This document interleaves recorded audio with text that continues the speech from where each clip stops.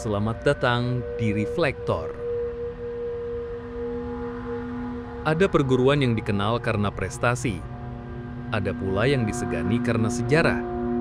Tapi hanya sedikit yang ditakuti, karena kekuatan mereka bukan sekedar jurus, melainkan warisan gaib, kekuatan batin, dan aura yang membuat lawan berpikir dua kali untuk melawan.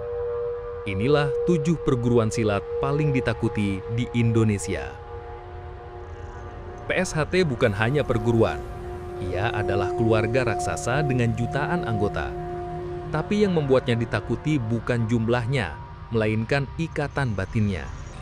Setiap pendekar SH-Trate dilatih dengan sumpah persaudaraan, dan dipercaya siap turun tangan bila ada satu saudara disakiti. Banyak yang bilang, kalau berurusan dengan Trate, kamu bukan melawan satu orang, tapi mungkin seluruh kampung. Aura mistisnya juga tak bisa diabaikan. Sebelum kenaikan tingkat, para siswa menjalani ritual rohani yang dipercaya membuka kekuatan batin mereka. Di kalangan militer dan intelijen, merpati putih bukan nama asing. Silat ini menitik beratkan pada tenaga dalam dan sensing, kemampuan mendeteksi lawan tanpa melihat.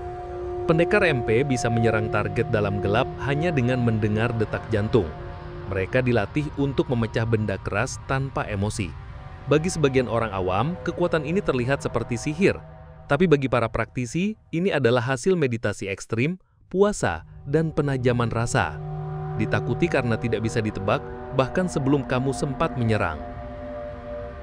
Berawal dari Madiun, IKSPI berkembang pesat dan dikenal dengan lambang kerak emas. Tapi jangan tertipu dengan penampilannya yang santai. Di medan laga atau bentrok jalanan, pendekar kera sakti dikenal brutal dan tak kenal takut. Filosofinya mirip seperti kera. Bebas, lincah, tapi menyerang dengan presisi saat terancam.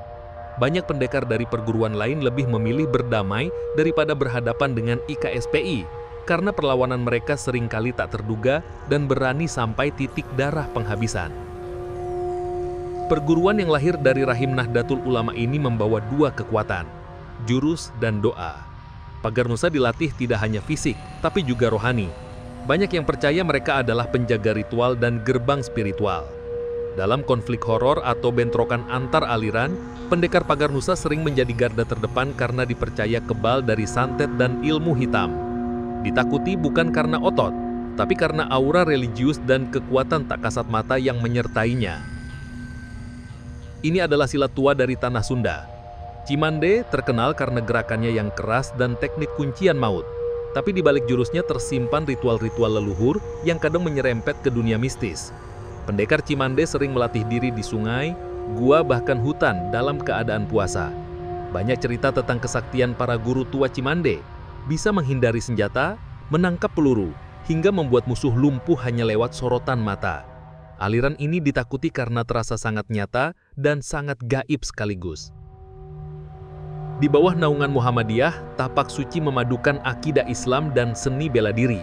Disiplin keras dan etika moral jadi dasar utama. Tapi jangan kira pendekarnya lemah.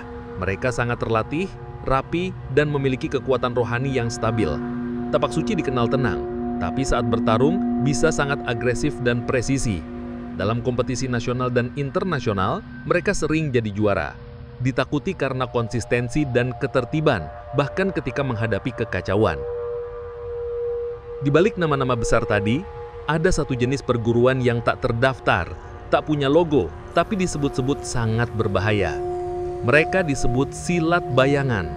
Pendekarnya berasal dari dunia kriminal, eks-tentara, atau petarung jalanan yang tak lagi percaya pada peraturan. Mereka menggabungkan teknik keras dari berbagai aliran, melatih diri di tempat-tempat terlarang, dan bertarung bukan untuk menang, tapi untuk membunuh.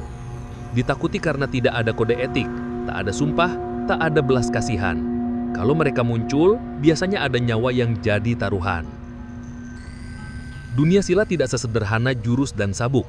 Ia adalah gabungan antara disiplin, spiritualitas, dan sejarah panjang dari masa lalu yang kadang tak masuk akal. Perguruan-perguruan ini ditakuti bukan hanya karena kekuatan fisik, tapi karena aura, ikatan batin, dan warisan gaib yang hidup di setiap langkah pendekarnya. Jadi, hati-hati, karena di Indonesia bisa jadi tetanggamu adalah pendekar.